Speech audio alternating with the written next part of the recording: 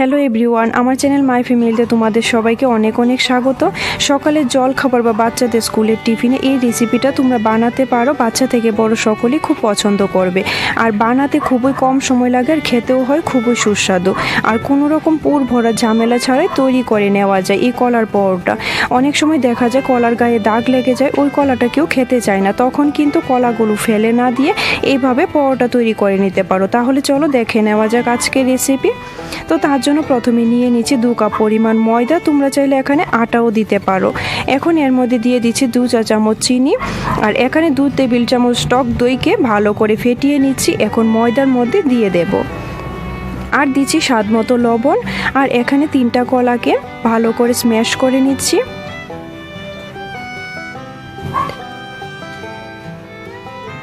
এখন স্ম্যাশ করে নেওয়া কলাগুলো ময়দার মধ্যে দিয়ে দেব। এবার হাত দিয়ে সব কিছু ভালো করে মিশিয়ে নেব।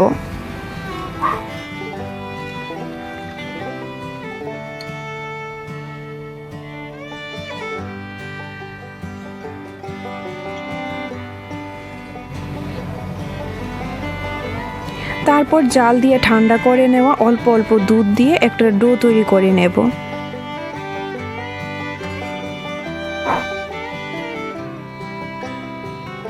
দেখো ডোটা কিন্তু তৈরি হয়ে গেছে। ডোটাকে আমি বেশি শক্ত করে তৈরি করিনি, আর রেস্টে রাখারও কোনো দরকার নেই। এখন এর থেকে লেচি কেটে নেব।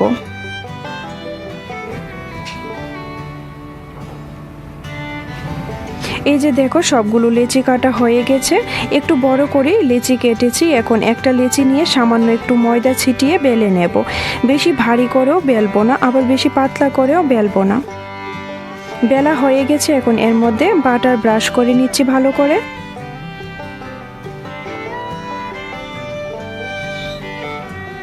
এখন উপর থেকে কিছুটা পরিমাণ ধনে পাতা কুচি ছড়িয়ে দিচ্ছি, আর দিচ্ছি কাসুরি মেথি। তোমরা চাইলে এখানে মেথি পাতাও ব্যবহার করতে পারো।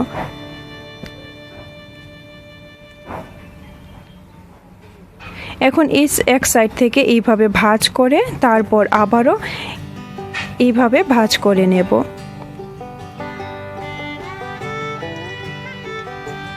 এখন আবারও গোল করে বেলে নেব। লাচ্ছা পরোটা আমরা যেভাবে বানাই ঠিক সেইভাবেই।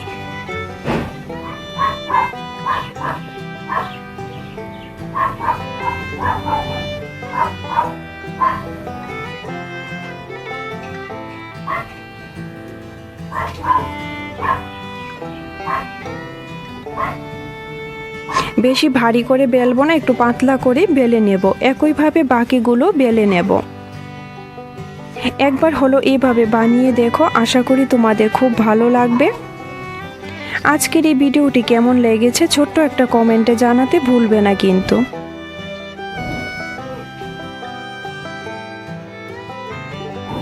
আর এই পরোটাটা বানানো কিন্তু খুবই সহজ আর খুবই ঝটপট তৈরি হয়ে যায়।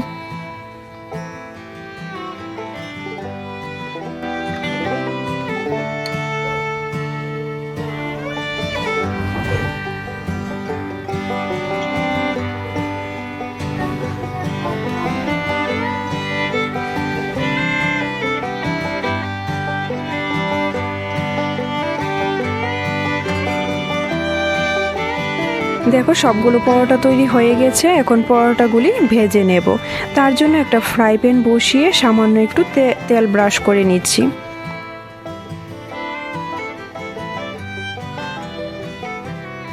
এখন পরোটা দিয়ে দেব, আর গ্যাসের ফ্লেমটা লো টু মিডিয়ামই রেখেছি।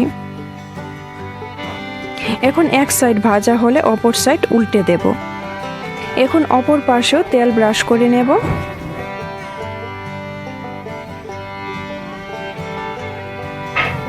তারপর উল্টে দিয়ে অপর পাশটা একইভাবে ভেজে নেব।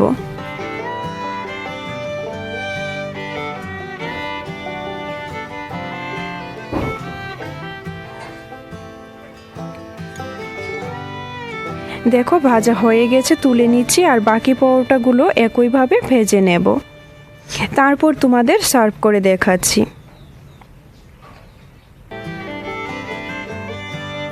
আশা করি তোমাদের আমার আজকের এই ভিডিওটি ভালো লেগেছে। ভালো লাগলে সকালের জল খাবারে বা বাচ্চাদের টিফিনে এইভাবে কলার পরোটা বানিয়ে দিতে পারো।